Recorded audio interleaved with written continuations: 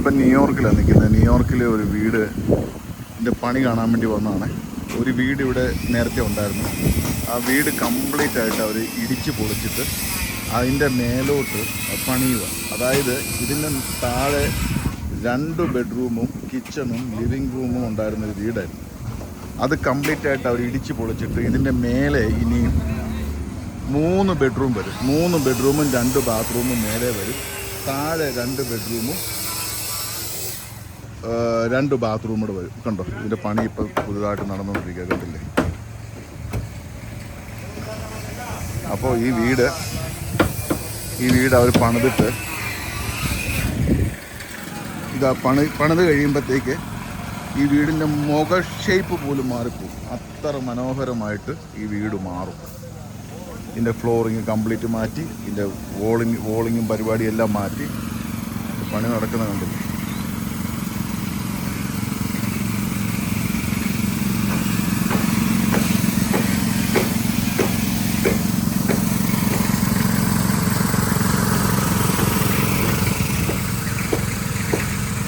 ഇത് നേരത്തെ ഈ വീടിരുന്നത് ഒരു ഊപ്പിരിക്ക വീടായിരുന്നു. കാരണം 2 ബെഡ്റൂമിൻ്റെ വീടായിരുന്നു. അതിപ്പം മേലെ വശത്ത് ഇനി 3 ബെഡ്റൂമും 2 ബാത്തും, താഴെ വശത്ത് 2 ബെഡ്റൂമും 2 ബാത്തും വരുമ്പോഴത്തേക്ക് ടോട്ടൽ 5 ബെഡ്റൂമും 4 ബാത്റൂമുമായിട്ട് ഈ വീട് മാറും. കാരണം നല്ല രസകരമായിട്ടൊരു പണിതെടുക്കുന്നത്.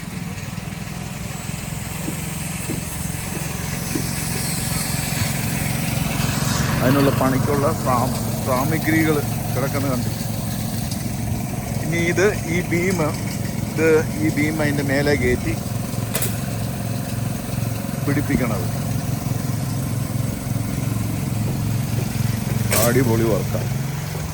എനിവേ, ഞാൻ ഫ്ലോറിഡയിൽ ഒരുപാട് വീഡിയോ കാണിച്ചു. എന്നാലും ഇപ്രാവശ്യം വന്ന് ന്യൂയോർക്കിൽ ഒരു പണിയുടെ കാര്യങ്ങൾ കാണിക്കാൻ പറ്റിയല്ലോ. അതൊരു വലിയ കാര്യമാണെന്ന് എനിക്ക് വിചാരിക്കുന്നു. ഞാൻ